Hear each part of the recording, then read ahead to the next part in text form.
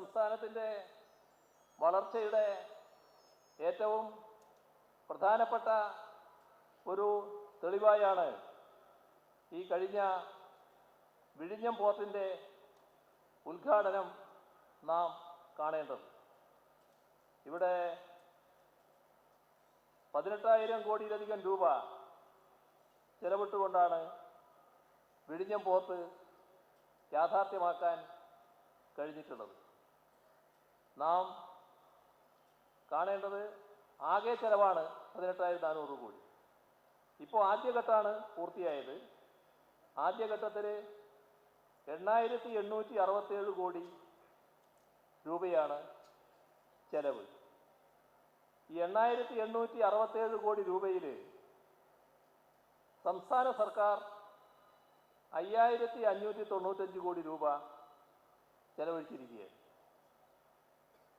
അതോടൊപ്പം ഈ പറയുന്ന നിർമ്മാണം ഏറ്റെടുത്ത കമ്പനി ഉണ്ടല്ലോ, അദാനി കമ്പനി ഇപ്പോൾ ചെലവഴിച്ചിട്ടുള്ളത് 2,454 കോടി രൂപയാണ്. ഇതിൽ കേന്ദ്ര ഗവൺമെൻറ് ഒരു VGF അനുവദിക്കേണ്ടതുണ്ട്. സാധാരണക്കാർക്ക് ഗ്രാൻഡായാണ് അനുവദിക്കേണ്ടത്. പക്ഷെ നമ്മുടെ കാര്യത്തിൽ അത് കടമായിട്ടാണ് അനുവദിച്ചിട്ടുള്ളത്. 817 കോടി രൂപ ഇത് കടമായി നമുക്ക് അനുവദിച്ചിരിക്കുകയാണ്. ഇങ്ങനെ 8,867 കോടി രൂപയിൽ ഏറിയ ഭാഗവും സംസ്ഥാന സർക്കാരാണ് ചെലവിട്ടത് എന്നത് ഇതിലൂടെ കാണാൻ നമുക്ക് സാധിക്കും. ഇതിലുള്ളൊരു പ്രത്യേകത, ഇതിൽ സംസ്ഥാന സർക്കാരിന് ലഭിക്കുന്ന വരുമാനം GST മുഖേനയുള്ള വരുമാനം മാത്രമാണ് ഇപ്പോൾ. അതാണ് ഈ കരാറിൻ്റെ ഒരു പ്രത്യേകത.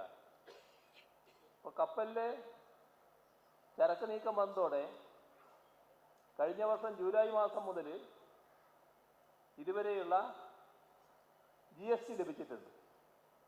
അതിലൊരു ഭാഗം കേന്ദ്രത്തിനാണ്, ഒരു ഭാഗം സംസ്ഥാനത്തിനാണ്. തുറമുഖത്തിൻ്റെ അടിസ്ഥാന സൗകര്യങ്ങൾക്കുള്ള ഉപകരണങ്ങൾ ഇറക്കുമതി ചെയ്തു, അതിലും GST ഉണ്ട്. അതും ഒരു ഭാഗമാണ് സംസ്ഥാനത്തിന് ലഭിക്കുക. ഇതേവരെയുള്ള GST വരുമാനം മൊത്തം 397 കോടി രൂപയാണ്. ഇവിടെ നാം ശ്രദ്ധിക്കേണ്ട ഒരു കാര്യം, 2034 വരെ, ഇത് 2025, 2034 വരെ തുറമുഖം വഴിയുള്ള ചരക്ക് നീക്കത്തിൻ്റെ GST മാത്രമാണ് ലഭിക്കുക. തുടർന്ന് 2034 മുതൽ തുറമുഖം വഴിയുള്ള ചരക്ക് നീക്കത്തിൽ അദാനി കമ്പനിക്ക് ലഭിക്കുന്ന വാർഷിക വരുമാനത്തിൻ്റെ ഒരു വിഹിതം സംസ്ഥാനത്തിന് ലഭിക്കും. ഇതാണ് നേരത്തെ ഉണ്ടാക്കിയ കരാറ്. ആ കരാറിനായിരുന്നു LDF എതിർ പറഞ്ഞത്. പിന്നെ നാടിൻ്റെ വികസനത്തിന് തടസ്സം നിൽക്കരുത് എന്നുള്ളതുകൊണ്ടാണ് സംസ്ഥാന സർക്കാർ വന്നപ്പോൾ ആ കരാർ അനുസരിച്ച് കാര്യങ്ങൾ നടപ്പാക്കാൻ നമ്മൾ തീരുമാനിച്ചത്. പക്ഷെ കാര്യങ്ങൾ നമ്മൾ മനസ്സിലാക്കി പോകണല്ലോ, അതുകൊണ്ട് പറയുകയാണ്. ഇവിടെ ഒരു വിഹിതമെന്ന് പറഞ്ഞാൽ 2034 മുതൽ എടുത്താൽ ആദ്യത്തെ ഒരു വർഷം എടുത്താൽ ആദ്യത്തെ വർഷം 1% സംസ്ഥാനത്തിന് ലഭിക്കുക. തുടർന്നുള്ള ഓരോ വർഷവും ഓരോ ശതമാനം എന്ന രീതിയിൽ വർദ്ധിക്കും. അങ്ങനെ പരമാവധി 40% വരെ എത്തും. അതാണ് സംസ്ഥാനത്തിൻ്റെ വരുമാനമായിട്ട് ഇതിൽ കണക്കാക്കിയിട്ടുള്ളത്. ഇവിടെ പദ്ധതി നിർമ്മാണത്തിൽ 5 വർഷം കാലതാമസം വന്നു. അതുൾപ്പെടെ 2015 ആഗസ്റ്റ് മാസം മുതൽ 45 വർഷമാണ് അദാനിക്ക് തുറമുഖത്തിൻ്റെ നടത്തിപ്പ് ചുമതല. അതായത് 2060 വരെ. 2028 ഡിസംബറിൽ പൂർണ്ണശേഷി കൈവരിച്ചാൽ 20 വർഷം കൂടി ഈ അദാനി കമ്പനി കൺസെഷണർക്ക് നടത്തിപ്പ് ചുമതല ലഭിക്കും.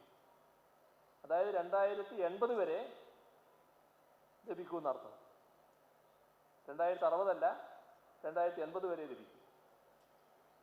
അപ്പോൾ അദാനി ഗ്രൂപ്പിന് തുറമുഖത്തിൻ്റെ നടത്തിപ്പ് ചുമതല 2080 വരെ ഉണ്ടാകും. ആ നിലയിലാണ് വരുമാനം പങ്കിടുക. ഇതോടൊപ്പം GST വിഹിതവും സംസ്ഥാനത്ത് ലഭിക്കും. കേന്ദ്ര സർക്കാരിൻ്റെ ഇതിനുള്ള സമീപനമാണ് വിചിത്രമായിട്ടുള്ളത്. 817 കോടി 80 ലക്ഷം രൂപയാണ് കേന്ദ്ര സർക്കാർ നൽകിയത് VGF ആയിട്ട്. അത് 2034 മുതൽ തിരിച്ചടക്കണം. അത് തിരിച്ചടക്കേണ്ടത് അന്നത്തെ മൂല്യമനുസരിച്ചാകും കണക്കാക്കുന്നത്. അപ്പോൾ ഏകദേശം 12,000 കോടിയോളം രൂപ സംസ്ഥാനം തിരിച്ചടക്കേണ്ടി വരുമെന്നാണ് കണക്കാക്കുന്നത്.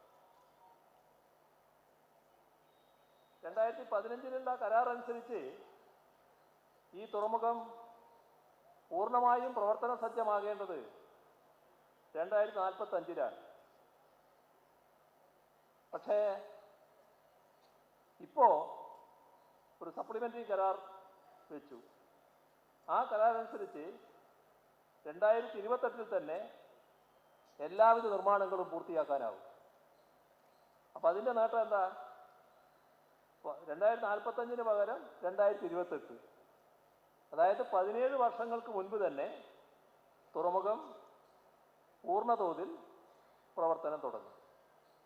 അതുവഴി സർക്കാരിൻ്റെ വരുമാനത്തിൻ്റെ വിഹിതം നല്ല രീതിയിൽ വർദ്ധിക്കുകയും ചെയ്യും. ഈ പദ്ധതി നമ്മുടെ സംസ്ഥാനത്തിൻ്റെ ഏറ്റവും വികസന സാധ്യതയുള്ള ഒരു പദ്ധതിയായിട്ട് തന്നെയാണ് കണക്കാക്കുന്നത്.